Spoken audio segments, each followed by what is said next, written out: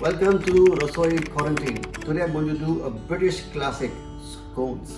My family absolutely loves this. And this dish I have learned from my neighbor, Auntie Marge. And at the age of 89, she would actually make her soups, her sauces, her stocks, her breads, and even scones herself.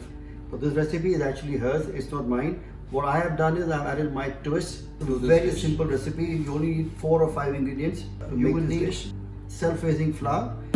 If you don't have self-raising flour, you can always use plain flour. We use milk, egg, butter, and a little bit of baking powder with some sugar.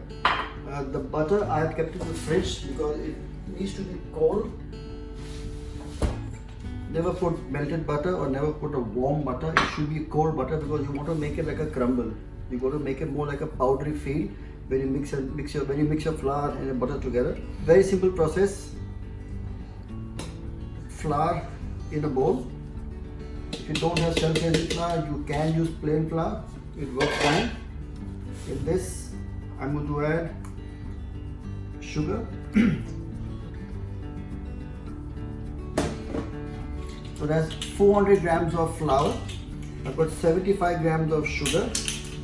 I'm going to put 2 tablespoons of baking powder.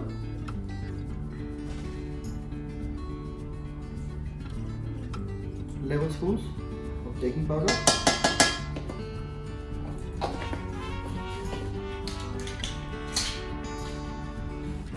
And in this, I'm going to add butter.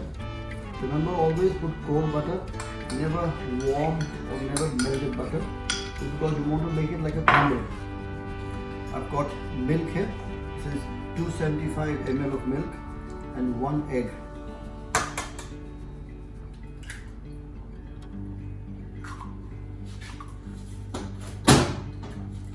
That just stays on the side. Lightly just break the egg in the milk. The twist here is I am going to add a small amount, 3-4 tablespoons of fennel seeds, soft. So I quite like the texture and the flavor of soft in bread. And I'm going to add half a teaspoon of green cardamom powder. This is again optional, this is my take. And then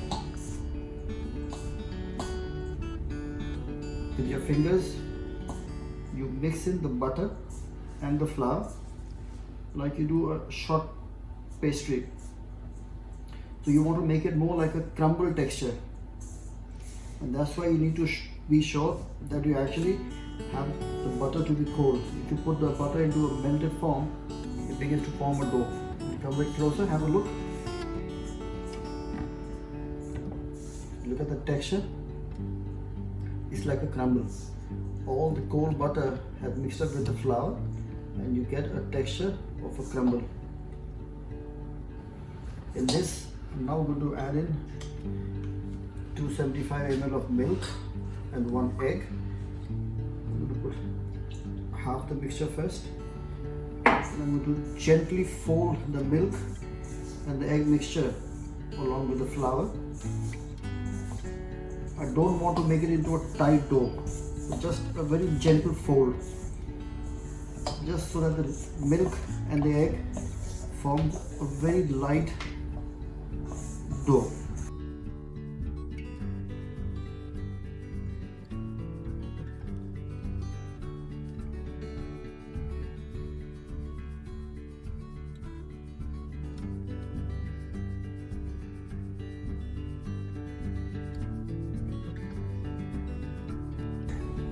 So I have now put this dough onto the table.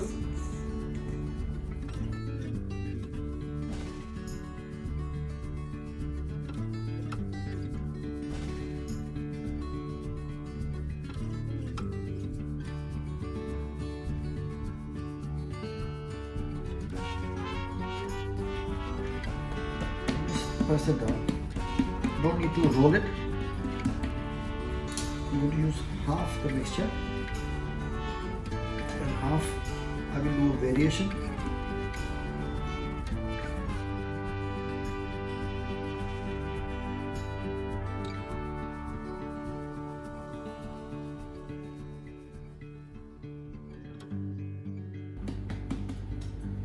with a cutter. If you don't have this serrated round cutter, you can always use a katori or a small steel bowl to cut it. And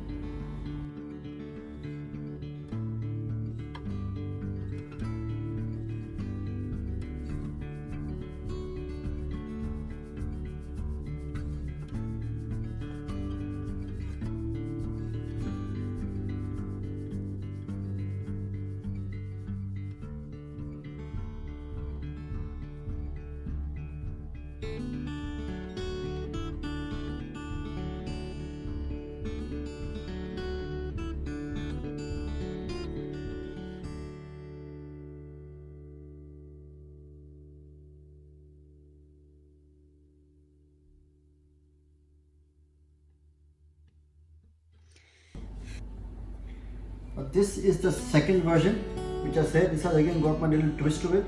I made it slightly savory this time, and for the savory elements, I have basically used some sliced onions. I'm going to just sprinkle a small onion sliced. I've got cheese here. I've got a mixture of cheddar and mozzarella. I'm going to sprinkle all that in, and what I'm also going to add is za'atar, which is an Arabic herb, which is like a thyme leaf or a ajwain leaf, and it's got sesame in that. So I'm going to sprinkle the za'atar leaves or the powder onto the dough. In fact, all of it. Quite like za'atar.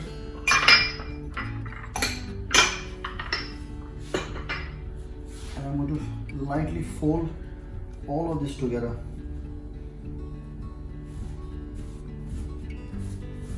Just very gently. I'm going to just mix it together, shape it like a ball. I'm going to change the shape of, I'm going to use a heart shape cutter. So here we go.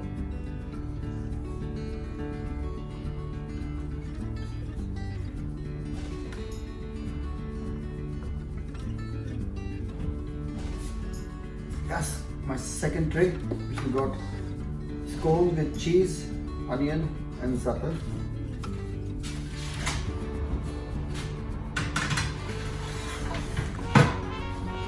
Can you have a look? They're swelling up quite well. Literally, because of the baking powder in them, they begin to swell up quite nicely. Our scones have gone in at 200 degrees for just over 12 minutes. I'm going to take it out now. The first one is ready. Look at that. They're nice and light. And the best part is quite irregular because they expand because they have the baking powder. But you see they crack up on the side, and that's perfectly acceptable.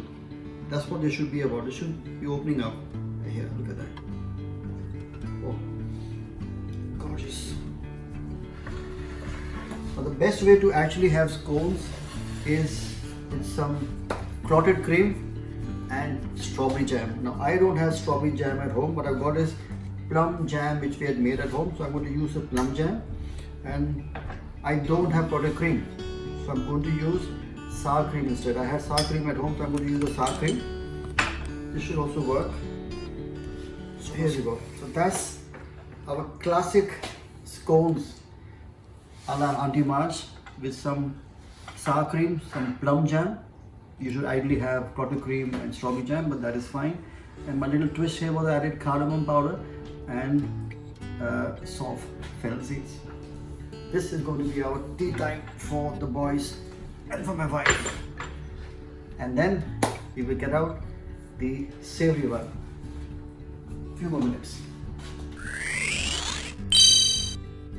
It's time now to check our savory scones. Oh, even these have come out very nice. Look at that. So that is scones with onion, cheese and za'atar. I would let them rest for a while because they're very hot. Now there is a huge debate here. How do you actually eat your scones? Some people say you add your cream first. Some people say you add a jam first. For me, I like to break it up. into a large chunk, add small amount of jam and my cream. It is still nice and piping hot. Wow, beautiful, nicely cooked. Going back to our cheese, onion and za'atar. Look at that.